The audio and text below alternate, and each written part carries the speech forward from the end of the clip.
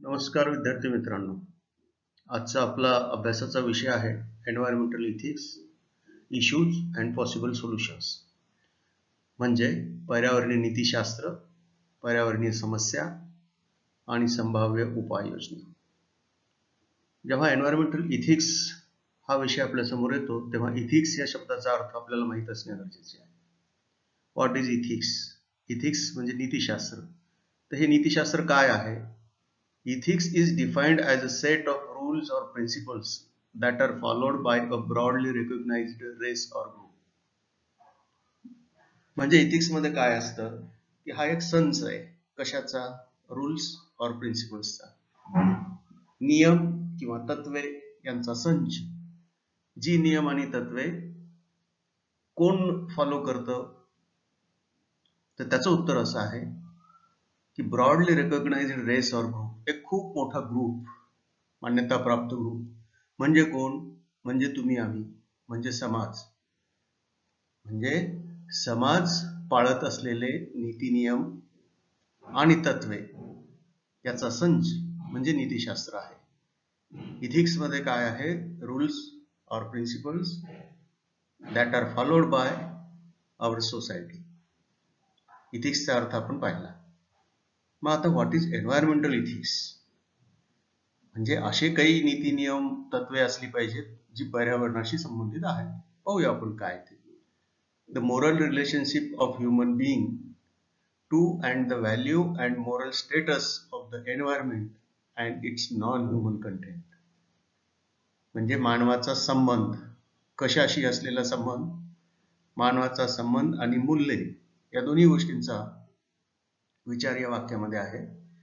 पर्यावरणामध्ये मानवेतर जे घटक आहेत त्या घटकांच्या बाबतीत मानवांचे संबंध कसे आहेत आणि त्या घटकांचं सद्यस्थिती कशी आहे, नैतिक सद्यस्थिती, या सर्व बाबींचा अभ्यास करणारं शास्त्र म्हणजे पर्यावरणीय नीतिशास्त्र आहे.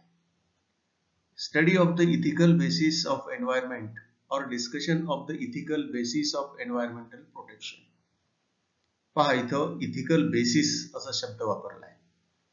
पर्यावरणाचं इथिकल बेसिस, पर्यावरणाचं नीती असणारं अधिष्ठान. नीती म्हणजे काय? रूल्स अँड प्रिन्सिपल्सचा संच. पर्यावरणाच्या बाबतीत रूल्स आणि प्रिन्सिपल्स काय आधारलेले आहेत? कोणत्या रूल्स आणि तत्वावरती पर्यावरण आधारलेलं आहे? पर्यावरणाचं संरक्षण आधारलेलं आहे. या बाबींचा विचार ज्या शास्त्रामध्ये होतो त्याला पर्यावरणीय नीतिशास्त्र असं म्हणायचं. When we talk about environmental ethics, we hope to define certain set of rules and principles that should be followed in consideration with the environment.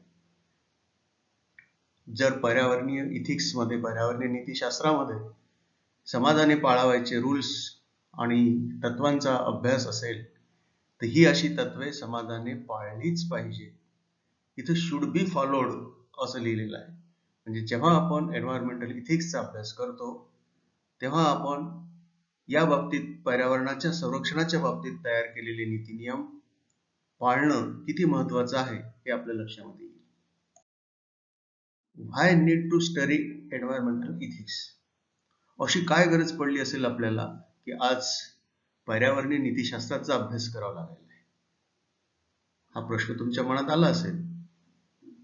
तर या विषयाचा अभ्यास एवढ्यासाठीच करायचा आहे की आपल्याला काही प्रश्न स्वतःला विचारायचे. What is the environment damage produced by the present generation? आजच्या या मानवाच्या पिढीनं पर्यावरणाला काय धोका निर्माण केलेला आहे? What acts must be given up slowing such damages? आणि हे धोके कमी करायचे असतील तर कोणतं वर्तन टाळलं पाहिजे? ह्या प्रश्नाचे उत्तर आपल्याला मिळवायचे असतील तर आपल्याला पर्यावरणीय नीतिशास्त्राचा अभ्यास करावा लागेल. पर्यावरणाच्या बाबतीत अशा कोणत्या समस्या निर्माण झाल्या ज्यामुळे आपल्याला एन्व्हायरमेंटल इथिक्स, पर्यावरणीय नीतिशास्त्राचा अभ्यास करावा लागतोय ते आपण पाहूया. Environmental ethics is like the questioning post. Environmental ethics, पर्यावरणीय नीतिशास्त्रामध्ये काही प्रश्न आपल्याला विचारलेले आहेत. It chooses to question us about certain key factors that are associated with environmental issues. पर्यावरणाच्या समस्याच्या बाबतीत असे काही महत्त्वाचे घटक आहेत ज्या बाबतीत प्रश्न आपल्या समोर पर्यावरणीय नीतिशास्त्र ठेवते. It hopes to make us aware that we are not the only ones who inhabit the planet and that there are other species as well that need to be looked after and taken into consideration before mindlessly hugging the entire planet for ourselves. या पृथ्वीवरती केवळ मानव हा एकटाच पृथ्वीचा अधिपती नाहीये. तर या पृथ्वीवर मानवाशिवाय इतर अनेक जीवजंतू आहेत, अनेक जाती आहेत, प्रजाती आहेत. त्यांना सुद्धा माणसा इतकाच अधिकार या पृथ्वीकडून आहे, इथल्या रिसोर्सेसला वापरण्याचा अधिकार आहे. पण मनुष्य मात्र माइंडलेसली अविवेकीपणे या सर्व रिसोर्सेसचा अतिरेकी वापर करत चालला आहे. Is it important for us to preserve nature for the future generation? आपल्या येणाऱ्या पिढीसाठी आपल्याला या निसर्गातील काही गोष्टींचं, काही रिसोर्सेसचं जतन करायचंय का? जर याचं उत्तर हो असेल, if so are we even trying to do that? मग आपण याचं जतन करण्यासाठी काय करत आहोत? हा प्रश्न आपल्याला नीतिशास्त्र विचारतं. Are humans alone important on this earth? केवळ मानव जातच या पृथ्वीवरची महत्वाची आहे का? इफ नॉट, जर नसेल, then are not our action proving otherwise? मग आपलं वर्तन आपणच महत्वाचे आहोत असं दाखवणार तर नाहीये ना? What would happen if animals, plants and other species are destroyed? काय होईल बरं या पृथ्वीवरून मानवाशिवाय असणारे सर्व प्राणी, वनस्पती, इतर सर्व प्रजाती या नष्ट झाल्या तर काय होईल? There are more and more endangered species. इथं खूप सारे धोक्यात आलेल्या प्रजाती आहेत. Would we be affected? मग या प्रजातींना धोका होऊ शकतो, तर मग मानव जातीलाही धोका होईल, याचा आपण विचार केलाय? Are our future generations entitled to a clean and green environment? आपल्या येणाऱ्या पिढीला स्वच्छ आणि हरित असं पर्यावरण मिळावं हा त्यांचा अधिकार नाहीये का? Do they even have a right? Should we procreating and adding to the population growth? मग त्यांचा हा अधिकार सांभाळण्यासाठी आपण काय करत आहोत? आपण आपली लोकसंख्या अवाजवी पद्धतीने वाढवत आहोत का? Is it right for us to be responsible for the extinction of certain species only for the sake of our consumption of greed? आपल्या ह्या लोभीपणामुळं आपण काही प्रजातीच नष्ट करत नाही होत ना?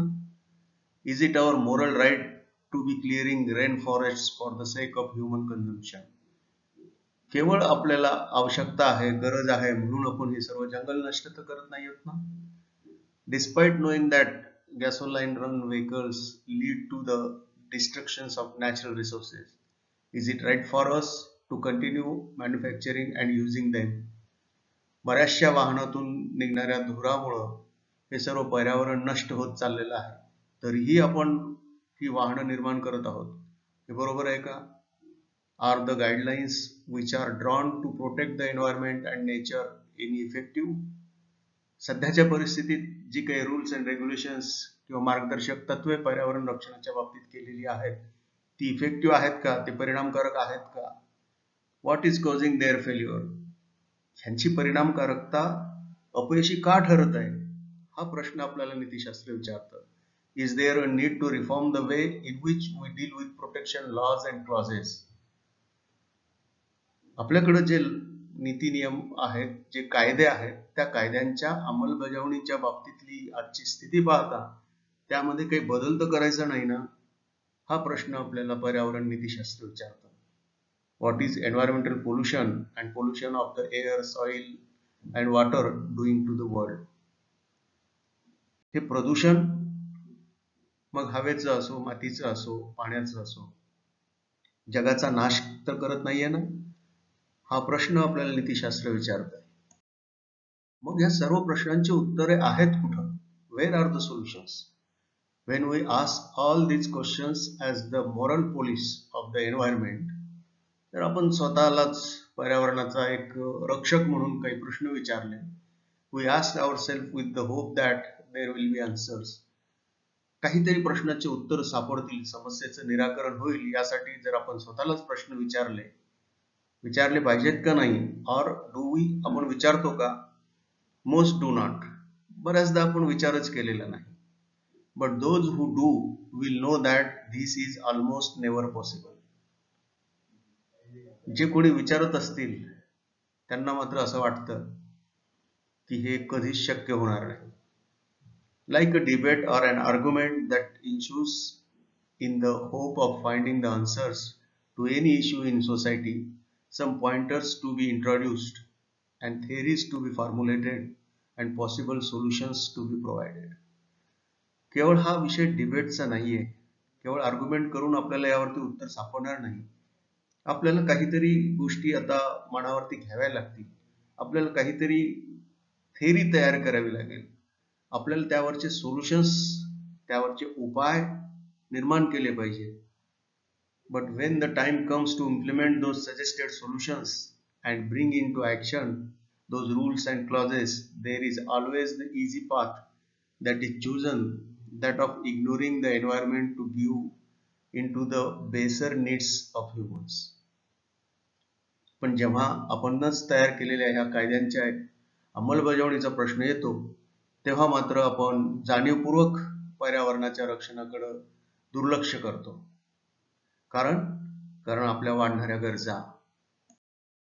It may be somewhere there is that small niggling feeling that makes us think sometimes, that confirms that we are all know the theory of course. We have learned it all in our texts and have seen advertisements that talk of the same. कधी आपण जर विचार केला तर आपल्या लक्षामध्ये येतं, आपल्याला मग थोडंसं रुखरुख लागायला लागते की आपल्याला हे सर्व तत्व माहीत आहे, ही थेरी आपल्याला माहीत आहे, हे आपण कुठेतरी शिकलोय, पर्यावरणाचं रक्षण केलं पाहिजे हे आपल्याला माहिती आहे, पण आपण हे केलेलं नाही. We also know that what our responsibilities hold. आपल्या काय जबाबदाऱ्या आहेत हे सुद्धा आपल्याला माहित आहे.